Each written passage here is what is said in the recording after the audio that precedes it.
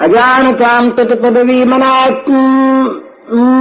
अजानतां तत्पदवी मनात्मन्यात्मात्मना भासि वितत्यमायाम् सृष्टादिवाहं जगतो विधानयुतमीशोन्ति यत्र नेत्र। ये जो अज्ञानी लोग हैं, जो आपके स्वरूप को नहीं जानते, उन्हीं को ये प्रकृतिस्थ जीव के रूप में आप दिखाई देते हैं और उन पर अपनी माया का पर्दा डाल देते हैं। इसीलिए आप सृष्टि के समय ब्रह्मा के रूप में, पालन के समय विष्णु के रूप में और संहार के समय रुद्र के रूप में प्रतीत होते हैं आप ही। सुरेश्वरीश्वरीश्वर तथैव मृष्यपि त्यर्यक्षुयागस्वपि ते जनस्य जन्मासतां दुर्मद निग्रहाय प्रभु विधात सदनुग्रहाय च। आप सारे जगत के स्वामी मालिक और सद के विधाता हैं।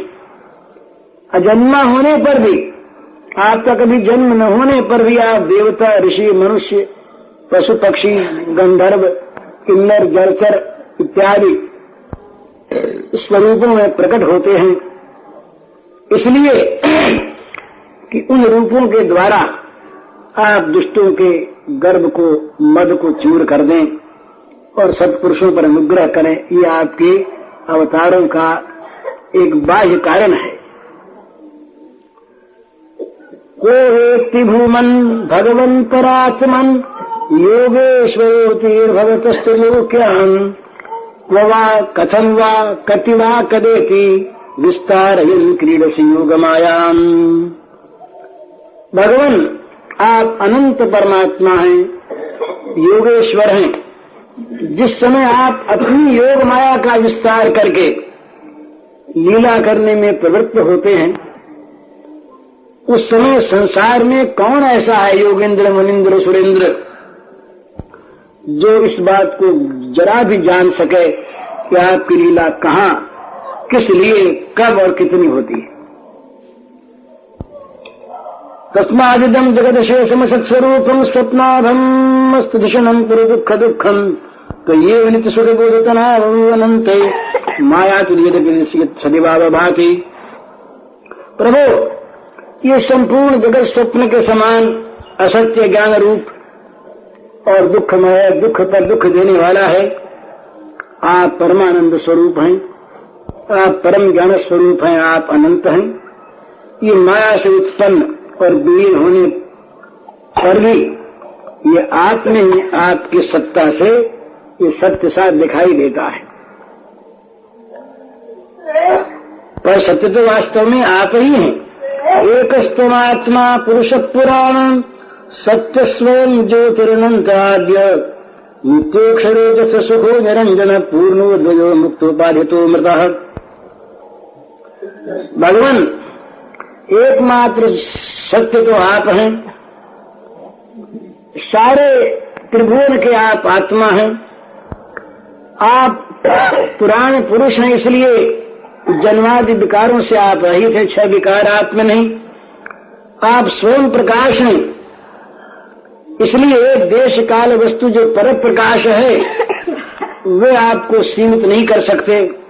आप उनके भी आदि प्रकाशक हैं। आप अविनाशी हैं, इसलिए आप नित्य हैं। आपका आनंद अखंडित है।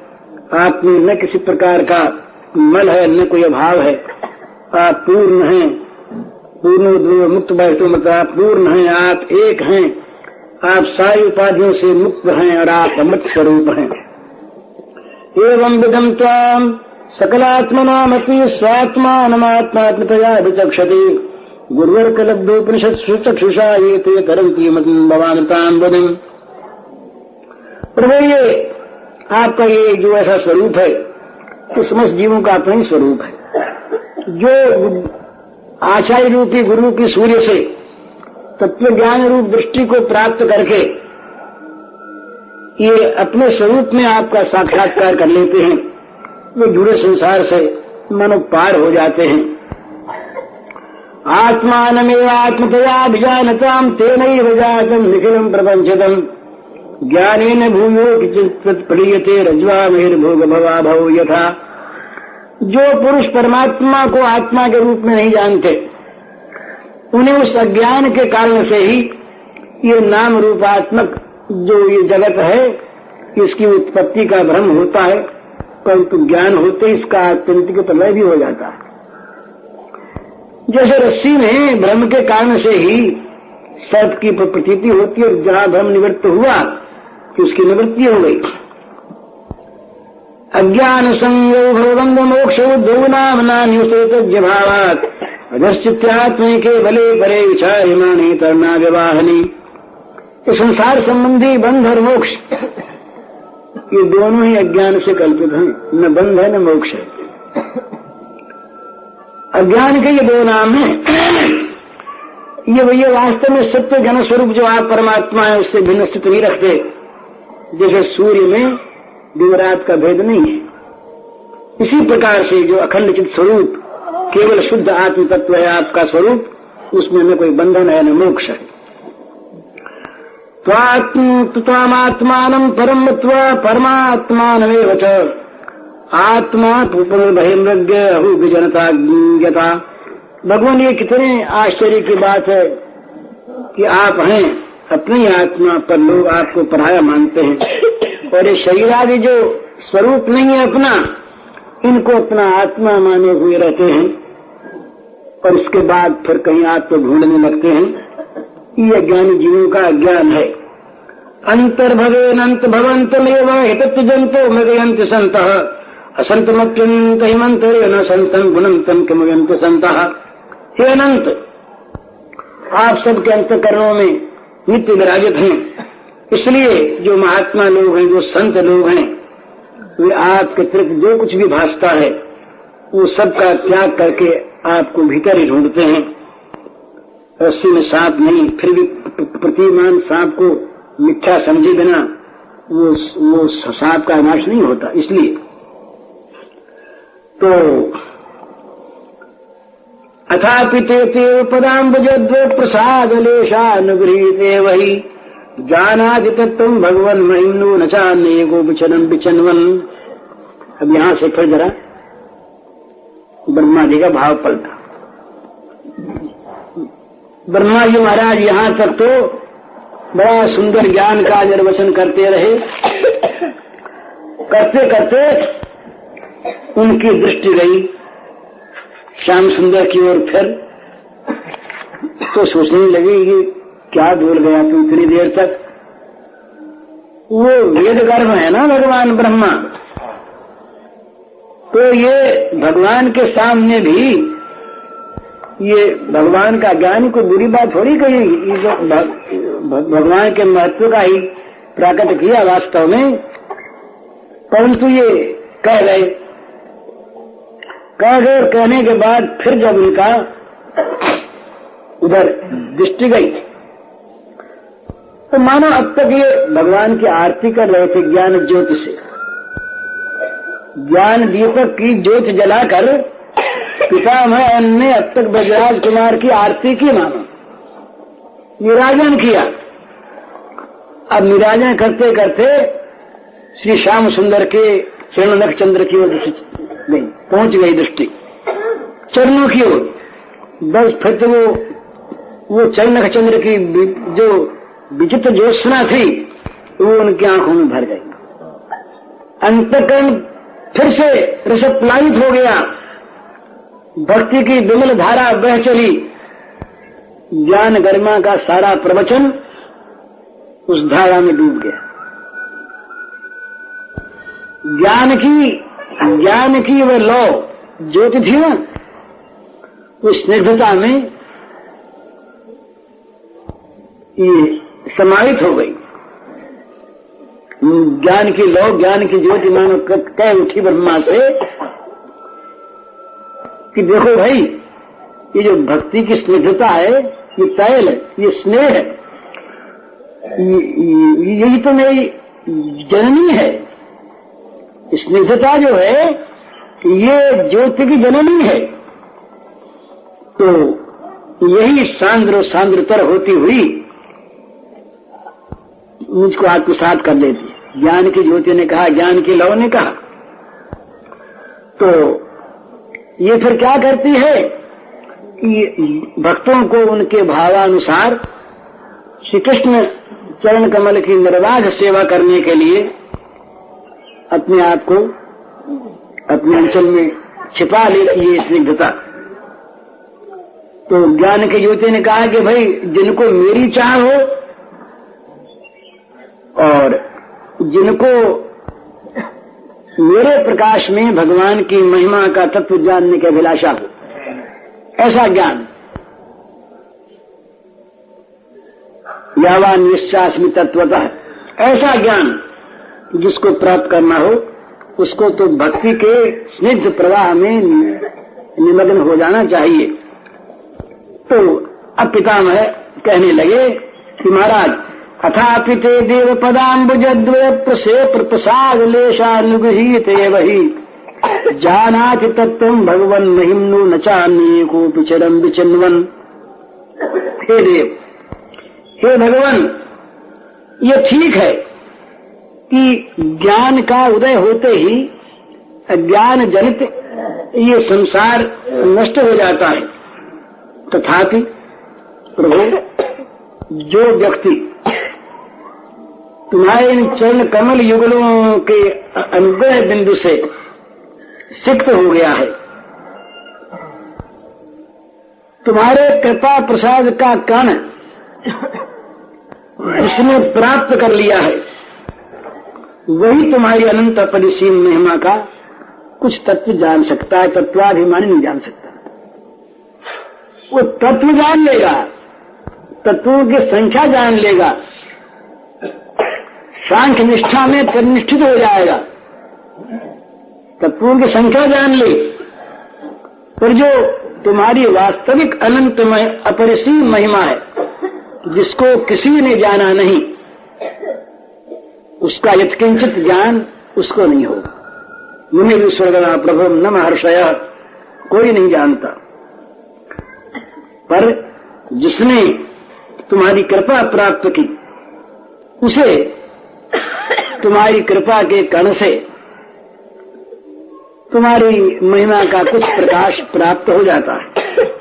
लेकिन तुम्हारी कृपा से शून्य केवल ज्ञान के साधनों का आचरण करके और वैराग्य की भूमि में प्रतिष्ठित होकर के भी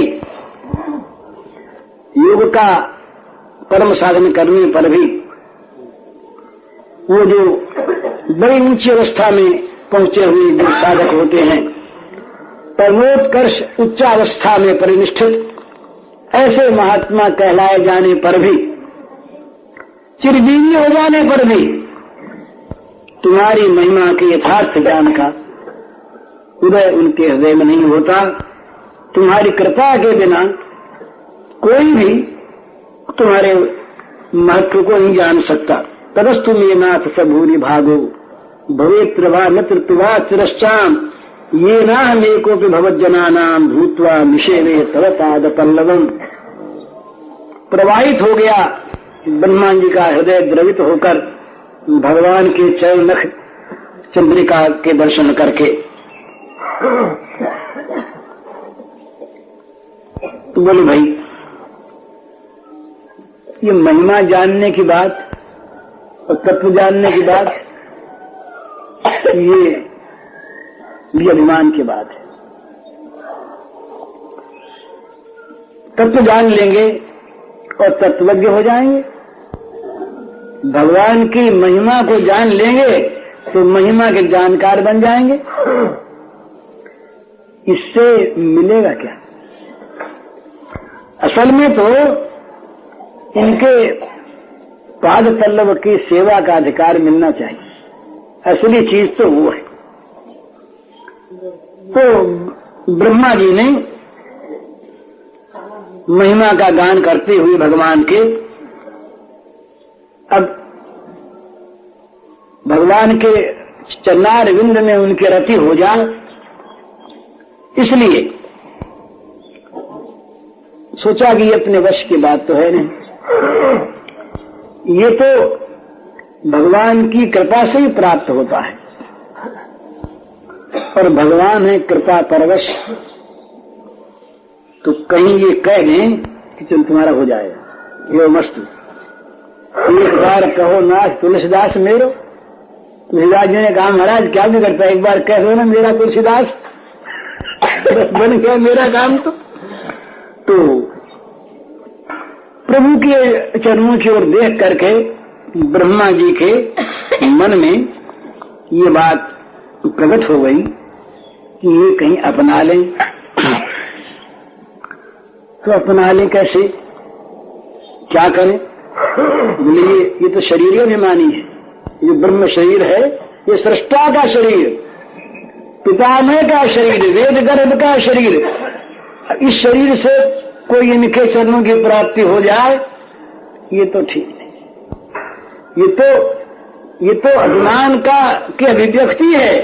ब्रह्मा जी कहते हैं तो अभिमान की अभिव्यक्ति, मैं सृष्टा। तो इस रूप में तो हमारा काम होगा नहीं। तो ब्रह्मा जी ने क्या कहा फिर, तदस्तु मे नाथ सुभूरि भागो भवेत्रवा मित्र तुवा तिरश्चाम ये नाहमेकोऽपि भवज्जनानां भूत्वा निषेवे तव पाद पल्लवम। भगवान मेरी एक प्रार्थना है, नीच अधम प्रार्थना करने योग्य मैं नहीं, तो आप कृपा परवश हैं, आप अपने स्वभाव से कभी च्युत नहीं होते। तो एक काम करें आप, मुझे महाराज एक सौभाग्य मिल जाए, मुझे सौभाग्य दान दे दें। तो कहीं पर इस ब्रह्मा के शरीर से हो तो नहीं सही, पशु पक्षी कीट पतंग भृंग किसी भी योनि में हो, ये मुझे सौभाग्य दान दे दें कि मैं आपके दासों में से कोई एक बन जाऊं। है आपके जो दास, आपका जो दास वर्ग है उसमें मैं कोई एक दास बन जाऊं और सदा दास बना रहूं और तुम्हारे चरण कमलों की सेवा में संलग्न रहूं। ब्रह्मा जी ने सोचा मन में और कहा कि महाराज, ब्रह्मा जी कहे तुम कीट क्यों बनना चाहते हो, पतंग क्यों बनना चाहते हो, पशु क्यों बनना चाहते हो? बोले महाराज देख रहा हूं ना आंखों के सामने, ये भ्रमर कीट है ना, भ्रमरों की महिमा। ये जो वनमाला पहरे हुए आप, इन पर ये भ्रमर मंडरा रहे हैं, कितना सौभाग्य इनका है। आपके जो चरण कमल हैं इनसे जो एक दिव्य सुगंध निकल रही है, उस चरण सरोवर में ये भृंगों ने भ्रमरों ने अपने को न्यौछावर कर दिया है। जहां जाते हैं तो स्वामी जी की परीक्षा है, उन्होंने कहा भाई श्री कृष्ण किस मार्ग से गए, पहचान क्या है? तो कहा भाई जहां भ्रमरों का समूह जाता हो पीछे पीछे देखो इस मार्ग से गए हैं।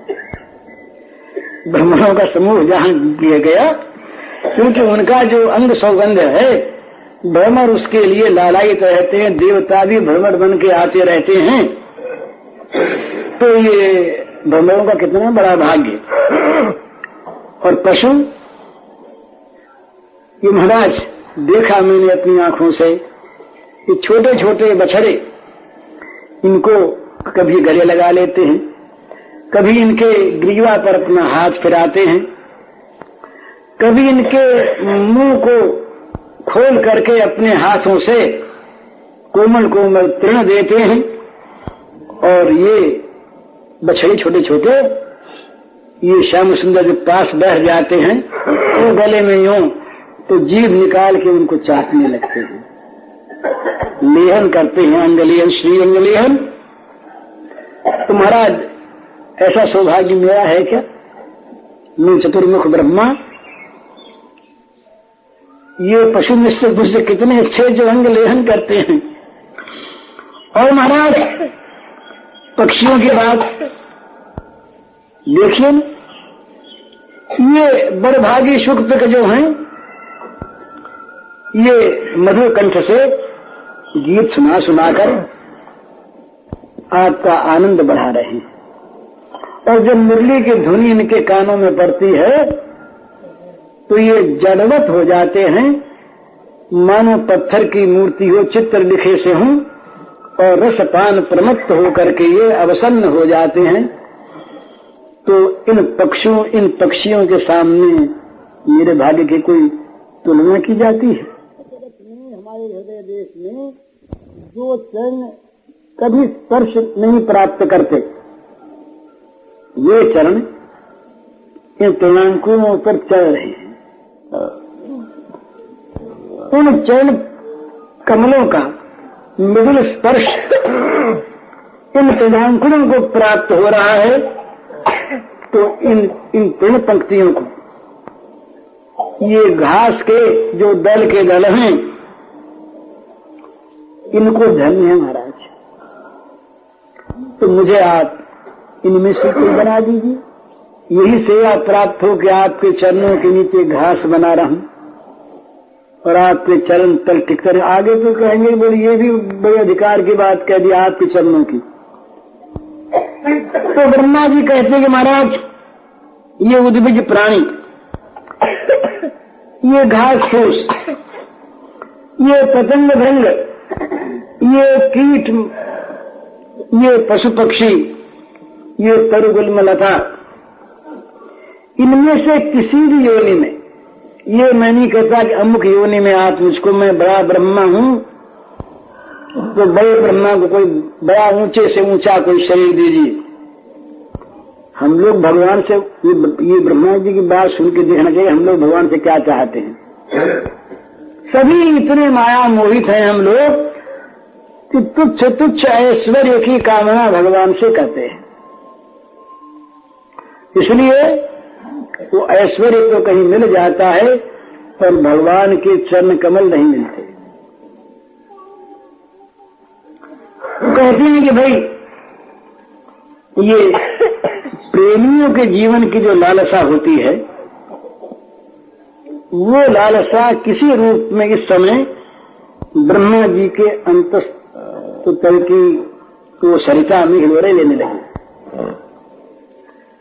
ये प्रेमी जन और विषय जन का तो महद अंतर है ही, पर ज्ञानी योगी निष्कर्मी जन जो हैं उनसे भी प्रेमी जन की बड़ी विलक्षणता है।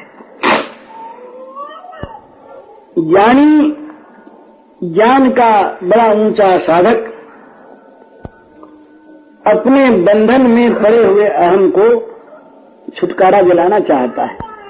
मुक्त हो जाऊं मैं, मुमुक्षा जागृत होती है उसके अंदर तीव्र। योगी वो परम ज्योति परमात्मा का साक्षात्कार करके कृतार्थ होना चाहता है। निष्काम कर्मी भगवान के परम पद को प्राप्त करना चाहता है। तो ये प्रेमी जन ये भगवान के चरण कमलों का स्पर्श चाहते हैं और जीवन से उनकी सेवा होती है, चाहे जीवन कीट पतंग का ही हो। वो ये नहीं कहते कि हम अमुक शरीर मिलना चाहिए, देह मिले, पितर देह मिले, गंधर्व देह मिले, कहीं ब्रह्मलोक, जनलोक, तपलोक, सत्यलोक इनकी प्राप्ति हो। जगत के भोगों की तो बात ही नहीं। ये उन प्रेमियों के मन में कभी भावना का उदय नहीं होता। वो तो स्वाभाविक उनकी एक ही अभिलाषा होती है कि भगवान के श्री चरणों का स्पर्श हमें प्राप्त होता रहे, चाहे भगवान रहे कहीं। वो भगवान के समीप रहने की भी आकांक्षा नहीं करते। प्रेमी है ना, समीप रहने की आकांक्षा में भी काम है। ये किसी ने पूछा ऐसा कि भाई श्री गोपांगनाएं जो रही ये तो वृंदावन में रही और मथुरा समीप, तो थोड़ी सी दूर इन्होंने कभी मथुरा जाने का संकल्प ही नहीं किया। क्यों नहीं किया? तो उत्तर मिला कि ये प्रेमिका है, कामुका नहीं। श्री कृष्ण यदि चाहेंगे तो अपने आप आ जाएंगे, उनको सुख मिलेगा और अपने आप बुला लेंगे। नहीं तो कृष्ण चरणारविंद की प्राप्ति तो है ही, वो तो हृदय से कभी भी निकलते नहीं। तो फिर समीपता और दूरता का प्रश्न रहता ही नहीं। तो प्रेमी गण जो हैं, जिन लोगों ने ब्रजेंद्र नंदन श्री श्याम सुंदर के चरण कमल युगल पर अपने को न्यौछावर कर दिया है, ऐसे प्रेमी जन अपने जीवन की एकमात्र लालसा को लिए ही उसी में वो संलग्न रहते हैं। दूसरी लालसा का उदय हो जाए इसको भी वो अभाग्य मानते हैं। दूसरी लालसा का उदय होना भी अभाग्य मानते हैं। पूर्ति के बाद तो उदय हो तब ना, दूसरी चीज मन में आवे तब तो वो कहीं उसकी पूर्ति की भी कल्पना करें। पर उन प्रेमी जनों के हृदयों में तो दूसरी कल्पना आती नहीं। वे केवल और केवल एक लालसा को लिए उसी के स्वरूप गत होकर, उसी स्वरूप में परिणत होकर वे अपना अनंत जीवन, एक शरीर का जीवन नहीं, अनंत जीवन अतिबाहित करते हैं। वो सचमुच यही भाग्यवान है। यही भाग्यवान क्यों भाग्यवान है कि उनके जीवन में भगवान का स्वयं स्नेह आविर्भूत होता है और उनके समीप भगवान स्वयं उनके स्नेह रस का आस्वादन करने के लिए पहुंचते हैं। ब्रज में क्यों गए भगवान, मथुरा में क्यों नहीं रहे? क्या कंस के भय से ही, कंस को क्या उसी समय नहीं मार सकते थे? भगवान की जो अचिंत अपरिमित शक्ति सत्ता है उसके द्वारा भगवान क्या नहीं कर सकते। तो वसुदेव के मन ने क्यों प्रेरणा की कि तुम छिपा कर मुझे और नंदालय में रख आओ? ये उनको सौभाग्य देना है। क्यों देना है? कि भगवान के अंदर रस की पिपासा जागृत हो गई। ये विलक्षण एक भाव है प्रेम साम्राज्य का, जो भगवान में लालसा पैदा कर देता है और कहीं नहीं, प्रेम के सिवा कहीं नहीं। ये बात प्रेम की अधिकता जहां पर होती है वहां एक प्रकार का दिव्य रस का उदय होता है इसमें, और वो दिव्य रस जगत के किसी रस कुरस विरस से संस्पर्शित नहीं होता। इसीलिए वो दिव्य प्रेम रस है और उस प्रेम रस के भोक्ता केवल प्रेमास्पद भगवान ही होते होकर होता नहीं। इसलिए वो प्रेमास्पद भगवान स्वयं उस रस के लिए लालायित होते हैं। ये अगले श्लोक में ब्रह्मा जी ने कहा है कि वे मामूली चीजों के लिए, भला दूध कोई खास चीज है? अरे माता का स्तनपान को क्या महत्ता रखता है? जगत में अगणित पशु पक्षी जीव मनुष्य हैं और सभी माता का दूध पान करते हैं, इसमें है क्या? माँ के दूध में कोई विशेषता थोड़ी है कि जिसके लिए भगवान लालायित हों। पर यशोदा मैया के दूध में विशेषता है, क्योंकि यशोदा मैया का जो हृदय है ये केवल स्नेह रस परिपूर्ण है। उसके अंदर किसी तत्व का, किसी ज्ञान का, किसी लोक का, किसी परलोक का, किसी लालसा, कामना, आकांक्षा, ममता, वासना का कहीं लेश नहीं। ये गोपियों के घरों में जा करके मक्खन चुराया भगवान ने और खाया। मानस ये आमंत्रण था प्रेम का, ये दूसरी बात। पर क्या गोपियां कहने आई थी कि हमारे घर में आप आके चोरी करना आज? क्या मां से गोपियों ने ये कहा कि यशोदा मैया आज तो कन्हैया को हमारे यहां भेजना चोरी करने के लिए? कहा किसी गोपी ने? छिपकर, मां से छिपकर, बाबा से छिपकर और जिनके घरों में चोरी करने जाना है उनसे भी प्रकारांतर से छिपकर माखन खाने के लिए पहुंचे। क्यों पहुंचे? ये जो नित्य तृप्त हैं, नित्य निष्काम हैं, नित्य संतुष्ट है, उनमें यह संतुष्टि, उनमें यह तृप्ति, उनमें यह कामना कहां से आ गई?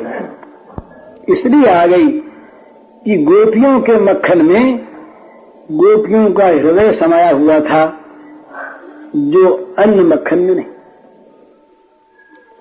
बछड़े बने भगवान स्वयं। ये ब्रह्मा जी की माया का तो नाश कर सकते थे, ऐसे ही ब्रह्मा जी की माया का नाश करने में जो स्वयं माहेश हैं और माया जिनका हास्य विलास है एक, वो क्या ब्रह्मा जी की माया का नाश करने के लिए उन्हें कोई प्रयास करना पड़ता, उन्हें कोई चमत्कार दिखाना है ब्रह्मा जी को? ब्रह्मा जी के अज्ञान का नाश कर देते तो ब्रह्मा जी बछड़ों को हरते नहीं। पर वहां तो इन बछड़ों की माओं का दूध पीना है, भाव तो दूसरा है। इन गायों का दूध पिए कैसे साल भर तक बिना बछड़े बने? इन गायों का दूध पीने के लिए भगवान लालायित हो गए और स्वयं माइक नहीं, जगत में तो उनकी माया का खेल है और वहां भगवान अपने आप अपने खेल से। इसीलिए तो ब्रह्मा जी को वो ठीक ठीक ज्ञान नहीं हो सका कि ये मेरी माया की तो चीज है नहीं, कोई जगत की तो के उपादानों से बने हुए तो ये बछड़े और ये बालक है नहीं, ये कौन है? तब दिखाया इनको कि ये हम हैं और दूसरा कोई नहीं। तो स्वयं बछड़े क्यों बने? और फिर इन गोप बालकों के साथ खेलने में क्या मजा है इनको? अरे बच्चे बहुत खेलते हैं, बच्चे बहुत खेलते हैं। बच्चे ये अनादि अनंत काल का ये जगत का चक्र चल रहा है, इसमें बच्चे भी होते हैं, बूढ़े भी होते हैं, बच्चे खेलते ही हैं। पर उन बच्चों में हम खेलें जा करके, ये लालसा क्यों उत्पन्न हुई? उनकी झिड़कियां सही, उनके द्वारा अपमान सहा, ये क्यों? ये केवल और केवल इसलिए कि उनके हृदय में प्रेम समुद्र लहरा रहा। उनका जीवन एक लालसा से सर्वथा सराबोर, दूसरी कोई चीज उनके हृदयों में नहीं। इसलिए अहोति धन्या ब्रजगोरमण्यः स्तन्यामतं प्रीतमतीवते मुदा यासां विभु वत्सतरात्मजात्मनां जतृप्ते व्यापिन चालमध्वराः। ओ प्रभु धन्य धन्य ते गोपी, धन्ये धेनु परम रसोपी। बालक भय बछ भय प्रभु तिनके, पीवत भय पयोधर तिनके। बोरे तनक स्तन पर पाई, बार बार तुम रहत यघाई। कब के यज्ञ भाग हो खात, तुम तन को नहीं अघात। क्या ये सब क्यों? गोपालांगन कर्दमेशु विहरन, विप्रध्वरे लज्जसे। गोकुल ब्रूषम गोकुल हुंकृत सताम, मौनम विधत्से सताम। दास्यं गोकुल पुष्चलीषु कुरुषे, स्वाम्यम न दान्तात्मसु। जातम कृष्ण तवांघ्रि पंकज युगम, प्रेमैकलभ्यम मुहुः। ने बताया बड़ा सुंदर कहा, भगवान प्रेम सुंदर, प्रेममय, प्रेम स्वरूप। विचित्रता हमने देखी। ये ग्वालों के कीचड़ भरे आंगन में तो आप लौटते, गोपालांगन कर्दमेश विहरन, खेलते हैं वहां पर। ये क्रीड़ा की भूमि मिली आपको खेलने की। ग्वालों के कहीं गोमूत्र पड़ा, कहीं गोबर पड़ा, कहीं कीचड़ फैल रहा। उस कीचड़ भरे आंगन में तो भगवान विहरन आप विहार करते हैं, लेक आप क्रीड़ा करते हैं। और बड़े बड़े ब्राह्मण वेदज्ञ शास्त्रज्ञ वेद की ऋचाओं के द्वारा स्तवन करके आपके नाम पर यज्ञ में आहुति देते हैं। वहां जाने में आपको शर्म आती, नहीं जाते आप वहां पर, प्रकट तो होते ही नहीं, कहीं दूर से ग्रहण कर लिया तो कर लिया। और कोई बछड़ा भी बोला दूर से, हाँ आया, तत्काल उत्तर देते हैं। और मौनम विदत्से सताम, सतपुरुष 100 स्तवन करते हैं आपका, न मालूम कितनी स्तुतियां करते हैं, वहां आप मौन रह जाते हैं, मानो गूंगे हैं, बोलते ही नहीं। किसी बारी में जा रहे शाम, कन्हैया, बोले हाँ भैया आया। कोई बछड़ा बोला तो हाँ हाँ हाँ आया।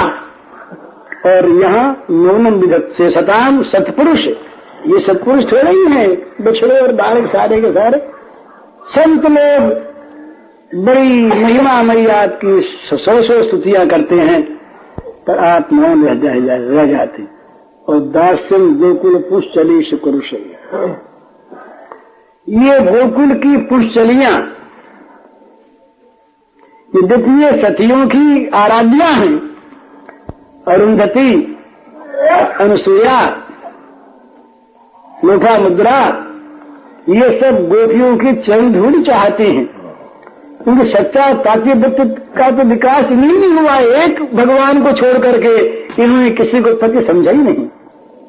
तो सच्चा पातिव्रत्य जो सतीत्व है, सत्य का ग्रहण करने वाला, वो श्री गोपांगनाओं में और कहीं रहा ही नहीं।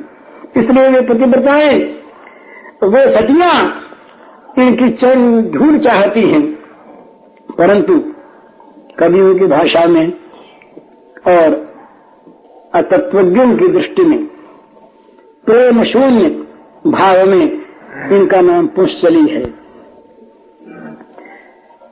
दास्यम गोकुल पुष्चलीश कुरुष, गुलामी करते हैं आप इनकी। गोकुल की पुष्चलियों की तो आप गुलामी करते हैं, उठो तो उठते हैं, नाचो तो नाचते हैं, चोरी करो चोरी करते हैं, हमारे हाथ का खाओ तो खाते हैं, हमसे हास विलास करो तो हास विलास करते हैं, निष्कामी कामी बन जाते हैं, तृप्त तृप्त बन जाते हैं, योगी भोगी बन जाते हैं, न मालूम क्या क्या। और स्वाम्यम दान्तात्मसु, जिन लोगों ने अपने इंद्रियों का मन का दमन कर लिया है, इतने बड़े जो महान योगी हैं, यहां तो दमन वमन नहीं है। गोकुल में, गोकुल यहां सारी इंद्रियां क्रियाशील हैं, यहां पर दमन वमन नहीं है, पर यहां तो आप गुलामी करते हैं। और वो दमन परायण दान्तात्मा, जहां इंद्रियों का मन का कोई भी काम नहीं रहता, सब निगृहित हैं, सब वश में हैं, इस प्रकार के लोग चाहते महाराज हमको आप दास बना लो। ब्रह्मा जी कहते दास बना लो हमको। ब्रह्मा जी को नहीं मिलेगा ये भाग्य जो गोपियों को मिला। ये कहा भगवान ने आगे जा करके कि ये बिरंची को ये सौभाग्य नहीं मिला, नहीं मिला। उद्धव को तो मिला जरूर, लेकिन ब्रह्मा को नहीं मिला। तो स्वाम्यम दान्तात्मसु, जो दान्तात्मा है, निगृहित इंद्रिय हैं, जिनका मन निगृहित है, उनका स्वामित्व भी आप नहीं करना चाहते, उनके मालिक भी नहीं बनना चाहते। तो कहते हैं कि महाराज हमने जान लिया, तवांग चरण युगलम, आपके जो चरण कमल युगल हैं, इनकी प्राप्ति केवल प्रेम से होती है। न यहाँ पर कोई साधन है, न यहाँ पर किसी प्रकार की और कोई सामग्री की आवश्यकता है। जात पात कुल धर्म तप स्वाध्याय ये कोई भी यहाँ पर काम नहीं लेता, केवल प्रेम ही कलभ्यम हो। ये जो, और वो प्रेम का स्वरूप तो आपने जान ही लिया। जहां पर निज सुख की कल्पना का लेश नहीं, यही प्रेम और काम का अंतर महदंतर, ये ध्यान में रखने की चीज है। जहां निज सुख है वहां काम है, तो उसका नाम हम प्रेम रखें। और जहां प्रेमास्पद का सुख है उसका नाम प्रेम, बस। तो सुखे सुखित्वम, ये प्रेम का लक्षण है। प्रेम अपने आप को, अपने स्वरूप को खो देता है। हेरत हेरत हे सखी हेरन गयो हेराय, ढूंढते ढूंढते ढूंढने वाला खो जाता है। इस प्रकार से वो रसमयी रह जाते हैं, इतनी एकात्मता होती है। तो ये जहां पर आ जाती है वहां पर फिर दूसरी चीज रहती नहीं। तो ब्रह्मा जी कहते हैं महाराज ये इन गोपियों को धन्य है। अनादिकाल से अब तक बड़े विधि विधान से संपादित हुए यज्ञ समूह ये जिनको तृप्त नहीं कर सके।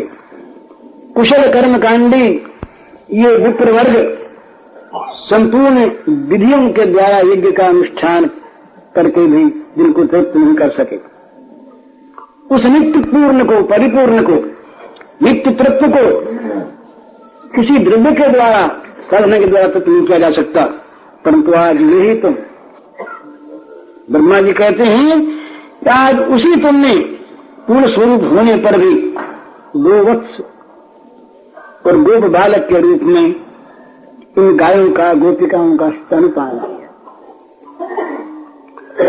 और ऐसा नहीं कि भाई क्या करें, अब आ गए यहां पर तो न करेंगे तो इनको बुरा मालूम होगा। सभ्यता के नाते चलो व्यवहार हैं तो बहुत बड़े आदमी, पर गरीब के घर में आ गए तो यहाँ अगर नहीं खाएं पिएंगे तो इनको दुख होगा। इस अपने बड़प्पन को दिखाने के लिए नहीं, लालायित होकर चाव से उनकी चीजों में रसास्वादन करते हुए और उमंग में भरकर उनके जो कहीं किसी गाय के देखते कि दूध चू रहा है तो जाके मुंह में लगा देते, दूध चू रहा है उसके सुरक्षित जो वो दुग्धामृत वो स्वयं अपने श्रीमुख से लेते, फिर चूस चूस कर पीते हैं। ये वात्सल्य प्रेम के परिपाक रूप इस अप्राकृतिक अमृत से अपनी उदर पूर्ति करते, खाली हो जाता है उनका उदर। विश्वोदर जो हैं अनंत विश्व ब्रह्मांड जिनके उदर में भरे हैं वे स्वयं भगवान उदर पूर्ति करते उस अप्राकृत प्रेम रस से। और ये ब्रह्मा जी कहते महाराज ये तो कुछ छिपी बात रही नहीं,